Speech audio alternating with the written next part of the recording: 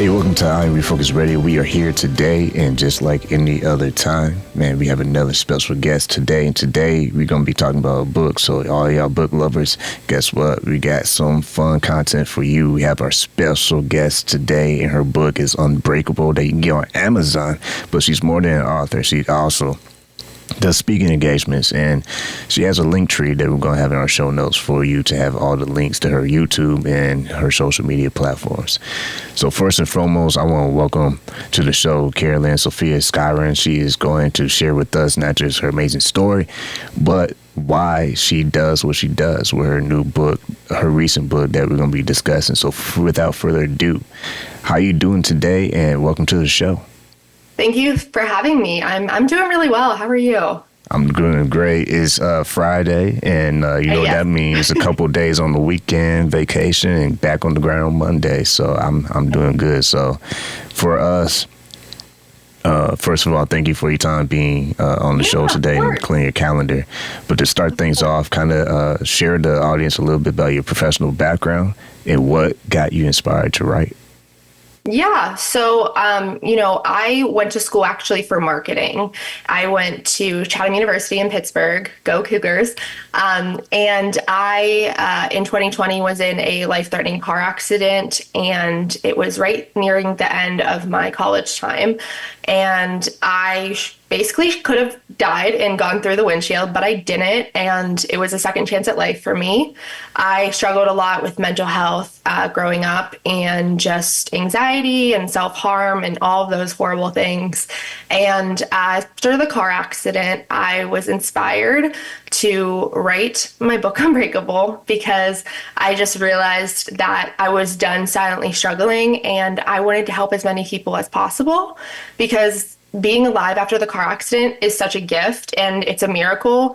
You know, I grabbed the seatbelt seconds before the crash, and, from the look of the car, I mean, you would have thought, oh my gosh, are they alive? So we were really lucky, and I just wanted to help use my voice and help other people who were going through similar things. And that is what led to the book. And then speaking kind of happened because I did have the book out there, and I realized I wanted to do more. And it's so funny because in college, I hated public speaking, and now it's like my favorite thing to do. So that's kind of a little bit about me. I can totally relate to that, because people never believe me, but I'm still an introvert. Like, I barely just started doing the video part of this podcast because, I don't like being in the public eye. But I'm telling you, it's pretty fun to kind of surprise yourself, say, oh, wow, this is not that bad. But I'm still an introvert, so I totally relate to that. And let's get on the process for how you put your book together. As an author, did you go the traditional way, trying to find a publisher? Did you become an independent publisher and self-publish? What was that process looking like for you? It's actually funny because one of my best friends has written a book years ago, and she did it through this program through Georgetown. You apply for it, you get accepted, you do that. And then if you want to take it a step further, you can submit it to a publisher, which is what I did, which is called hybrid, I guess, what they do. But New Degree Press is who published it, and I actually have it right here. So this is my baby. I'm so proud of it. It's definitely the hardest thing I've ever done, but also the most rewarding thing.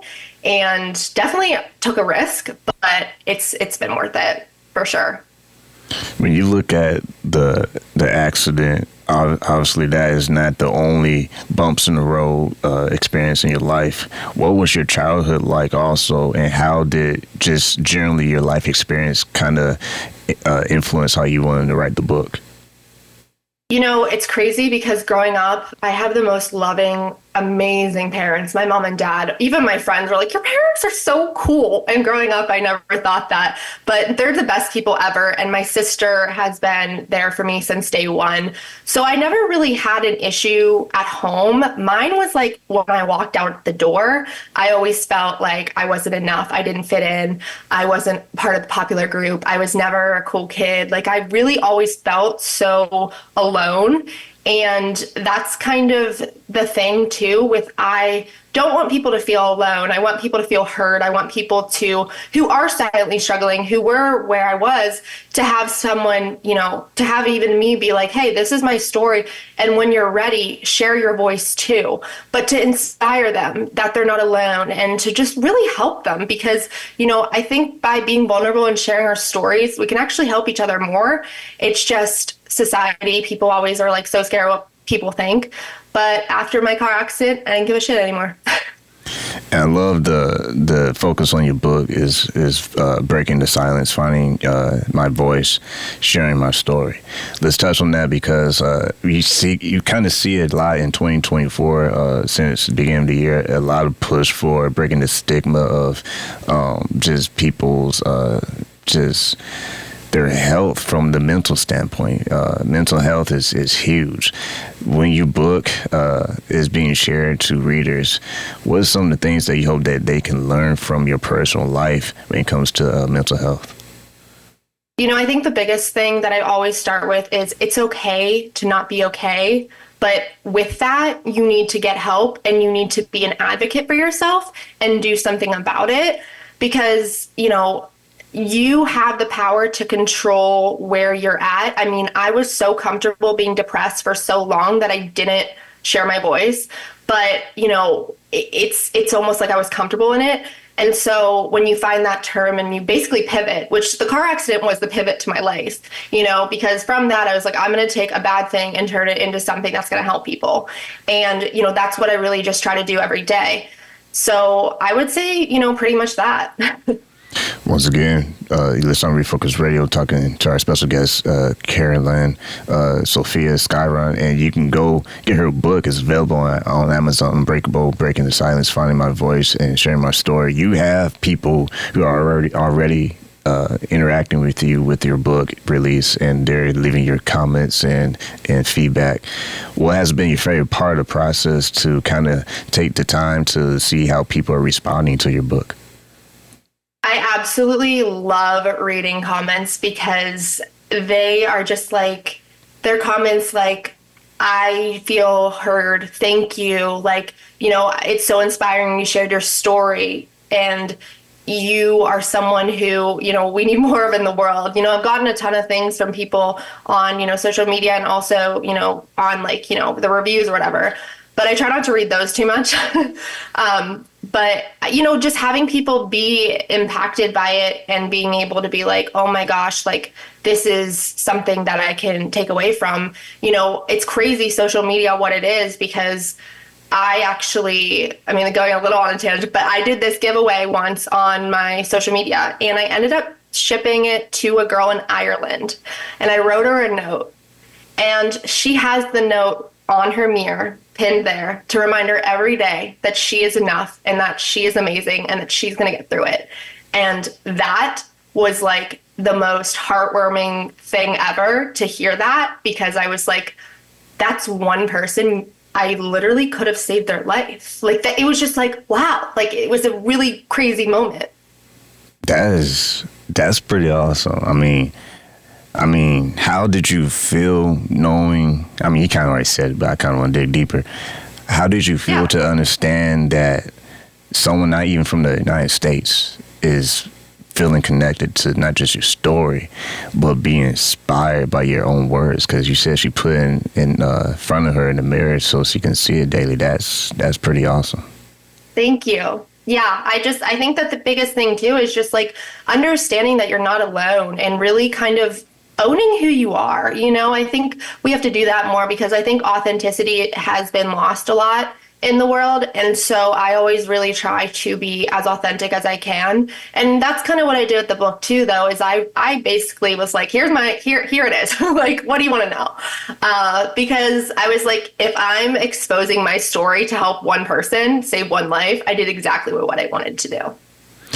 And when you focus on the section of the book about finding your voice, were you seeing yourself maybe finding your voice as you were writing this book project, or was it just absolutely a whole bucket of time? I think that the book was such a healing thing for me myself, and to be able to help other people was great. But I think that when I realized that writing my past traumas and stuff on paper and letting it go, realizing that I took this huge load off myself because I realized I was like, you got to let it go. Life is too short. I mean, it's a blessing to be alive. You could have died. And I think that I really just try to look at life as in the most positive way now. And I don't think I really thought about that before. I don't think I thought about before the accident, like, oh, how can I help people with my voice, But after the car accident is when I really kind of started to say, you know what? It's time. It's time to use my voice, and it's time to help even one person. The goal is now to help as many people as possible. And, that's what I love to do. But it's really just about helping that one person, because that's one life that you impacted. And it doesn't matter if it's one or 1,000, that one person, they really appreciated it. And that's all that matters. Once again, listen to Refocus Radio, talking to our guest today, Carolyn Sophia Skowron. Get her book on Amazon, Unbreakable, Breaking the Silence, Finding My Voice, Sharing My Story. I want to go back to the point that's still kind of in the highlight reel of my mind. That is when you say you had seconds to get your seatbelt on. And wow, I mean, it doesn't get realer than that. When you see just that part of your story, did time kind of slow down for you? Because when people hear about stories, sometimes they're like, my life flashed before my eyes, or whatever. Explain that for the audience so they can get a nice picture of what you were going through in that moment. Yeah, so basically, I was in the car with guys that I didn't really know, but it was the guy I liked and his friend. So I was like, oh yeah, sure, what's one small car ride? And I was in the back seat middle. And, I was like, and then his friend was telling me stuff I didn't want to hear about him. And I was like, why am I in the car? And I then whip my head around and see that, oh my gosh, this car is flying at us. We're going to die. This is it. I just remember everyone screaming, this is it. We're going to die. And that moment, that changed everything. And then, right before the crash, I realized, I was like, oh my gosh, my seatbelt. And for me, I'm Christian. So I was like, that was God in my head being like, grab your seatbelt now. You're about to die. So I grabbed my seatbelt and then we crashed. Wow. And you said if you were there and you saw the aftermath of the crash, you would have been like, wow, how did they survive? You would have thought we died. Yeah. Now, if it's not too personal, I don't want to get too personal, no, go ahead. But ask it. How was everyone after the crash? We know that you made it out okay. How about everybody else? All of us were alive, and that was the great thing. And, I was really adamant about checking in on, these boys, even though I didn't really know them, because I was like, we literally were on the brink of death together. And you would think that would bring you closer together. But it kind of they were like, this is so weird. Why does this girl care? And the guy at the time, he thought it was so weird too. And I was like, okay, sorry for being a caring person and making sure that you're alive. But, it was a blessing that we all were alive and that we all were able to walk and we all were able to, make it out of there alive and not die. It was just, it's such an experience that just makes you realize and appreciate life, because it took 1 second for my life to completely change forever. And you mentioned that you're a person of faith. How did this incident and also the process of writing your book, did that kind of make you feel closer to your faith? And if so, explain to the audience how that made an impact in your life. Yeah, I think that for me, faith was something that I really found through finding my faith again. I grew up as a Christian, but there was a time, and I even wrote it, in my book a little bit, but that I didn't believe anymore. And I was like, if God was real, why would I be cutting myself? Why would I be having through all these horrible traumatic experiences? Why would no one like me? Why does, and I think that whenever I realized and pivoted and was like, wait a second, you're lucky to have this life. So now you're going to know that there's more of a bigger purpose for you. Because after that car accident, I took it as, this is God giving me my second chance at life. I thought it was about to be done. And the fact that I have this life now and just able to do what I do now is so incredible and fulfilling for me. And I think I just really realized how much my faith was important to me while I was writing the book. And, that was a big thing for healing mentally and just, physically and spiritually was, just praying and believing that there was something bigger. And I think that's also where it comes to is like believing that you have a purpose. I realized I had a purpose and everyone has a purpose. So I think it's just about finding your purpose because there is something for everyone on this earth who is living and breathing. I promise you that. Listen, I'll be focused radio time to our guest today, Carolyn Sophia Skowron, and I really appreciate you saying that for the audience because it's great to have those moments in the show where it's like, wow, this person is very genuine with her words and what she's saying. I can tell that you're passionate about getting on these shows to not just share your story, but kind of, I loved what you said. That accident was like God giving me my second chance. Man, goosebumps, because that's real, because something that could have been life ending or, a tragedy in some other way. You're here to not just tell your story, but you're also here to use it as a tool to showcase how God can not only protect you, but guide you through life. And a lot of times we can get overwhelmed with life, but explain to the audience how this also is an anchor for you to be grounded too, because it's one thing to get a little famous or a little popular online and whatever because you're doing shows now, but it's also a test to stay to your mission.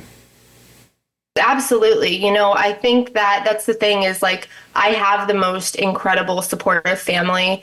I have best friends now that I would have dreamed of having in high school. And it's like, these are my ride or die girls. Like we'll be in each other's lives forever and just blessed to have that. And I think that with that and having people who really know you and, are going to tell you how things are, it keeps you grounded. And, I wouldn't say I'm like famous or anything, but, even if I was, like, the only thing that would change about me is like the number of people following me. Like, I wouldn't change. My personality wouldn't change. And I think that's the sad thing is a lot of people sometimes let those numbers dictate, oh, I'm above you.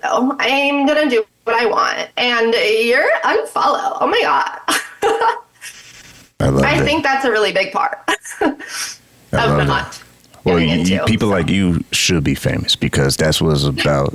It's like the best ones are the ones who don't even think that they are. And that's what's so great about learning about these stories is because it's like, wow, I mean, here you are, you're an author, you're a speaker, you're pushing your work, it's working, people are reacting.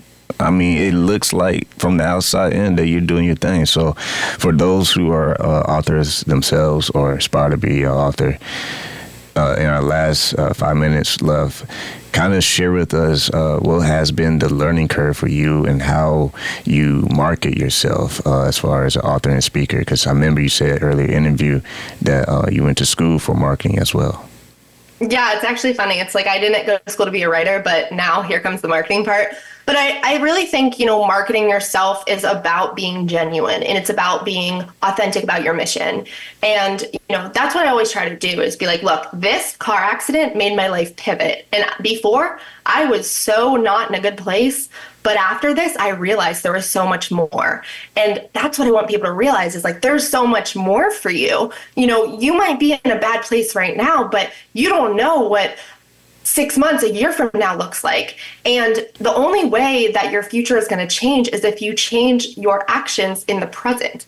And that's really something that people need to realize too. It's like, your actions are going to determine how you feel and, you have the power of your mind. And I want people to know that, like, just do something that's authentically you, live your life. For so many years, I was just not myself. I wasn't myself with guys. I wasn't myself with friends. And now I'm just like, here it is, and I think that's how it should be, and I think that, with speaking engagement, it's like, it's just an honor to be able to speak to people who want to hear more of my story because, I think that if we start sharing our stories more, people are going to open up more and we might live in a better and more vulnerable world rather than a hateful and cruel world. It's never going to be perfect, but I think that, I think society can get better if people realize what really matters. Wow, I didn't know I'll be doing some snaps, man. Like, you got poetry in you as well. I see that keyboard in the background. I said in the green room. Like, I like that you have not just this positive mindset, but you have this I'm not going to quit mindset. Like, how people joke around and say, well, not joke around, but people will be like, I got that Mamba effect. Like, you have this, like, I have this determination to not settle. I'm going to go for what was meant for me. Kind of touch on that as we wrap up our thoughts. What does it mean to you personally to say, you know what, I'm determined to find out what is meant for me versus just sit down and play a victim? That's the thing is I could have gone in the victim mindset and I could have gone of, oh my gosh, poor me, this. But I realized that it was an opportunity to make a change. And I always have been very determined from a young age to be like, to do something. It just like, what would it be? But with writing, I realized that that was going to be the thing that was going to change my life and then change the way that I coped in a healthy way. And I didn't see that before. And I didn't know that I had that in me. I was a better writer than I thought. I thought because I was not doing too well in like the English papers in college, but it was just because I wasn't passionate about it. Like, I'm sorry, but like there are some things you can't write about. Like, you just can't.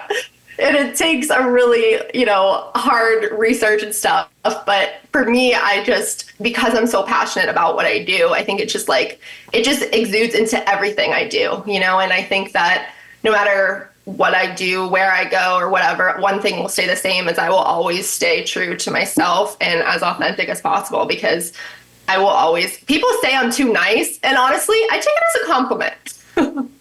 Well, I know one thing.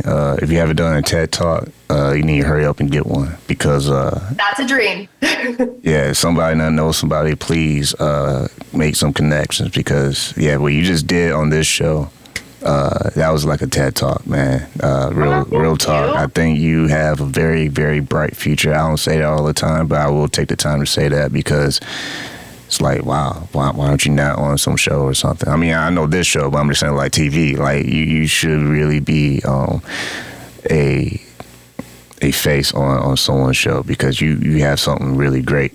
And I just wanted to say that once again, let's not refocus radio, talking to our guest, Carolyn Sophia Skowron. Go get her book. It's available on Amazon. Unbreakable, Breaking the Silence, Finding My Voice, Sharing My Story.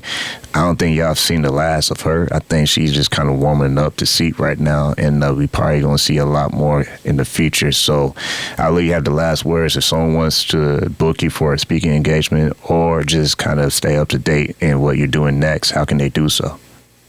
So my link tree, as you said, will be below, but my TikTok and Instagram and all that stuff should be on that. I think my TikTok's like Carolyn.Skowron. I probably should know this, but I've been really focusing on TikTok a lot recently just because you just never know who you're going to help. So, it's Carolyn Sophia, but no space. But I've been, TikTok is something that I really kind of have been loving because I do my best to get off of it after I post because you can find yourself on there for hours. And I do my best not to be. But, we're all addicted to the phones. It's a cycle we have to break. Well, but yeah, that's kind of where you can find me. And you can also go to my website, carolynsophia.com, and you can book me and you can set up a call with me and we can get something going from there. Well, like always, like we tell all of our guests, appreciate your time for being on with us, Carolyn, and best wishes to not just your book, your speaking, but anything else you do with marketing or just whatever you're going to do. Because like I said, I think you have a very bright future ahead of you. Thank you. Hopefully it involves singing and learning piano. Oh, that's breaking news. You did say you can sing. All right. Okay. So when you dropping the single or the album, which one's coming? So I have a single out. It's What? called Hold On and Stay. It's a ballad. All right, hold up, time out. We're going to extend this. This is exclusive. So you have to back it up. Tell us about your song real fast and how people can find you. Yeah, Hold On and Stay is a song I wrote in very early stages of COVID because I wanted people to have a song to like come to if they were feeling so broken and lost. Music has helped me a lot in life. You know, I didn't really mention it, but music has been a huge way of coping with for me. And, you know, I sang in college and, you know, did that and I loved it. So yeah, I have one song out. I'm hoping to do more. I have some lyrics, but it's always hard to like get the nitty gritty. So hopefully in the future I will be able to do that more. But you know, I just think that as long as I'm doing it for fun, that's all I care about.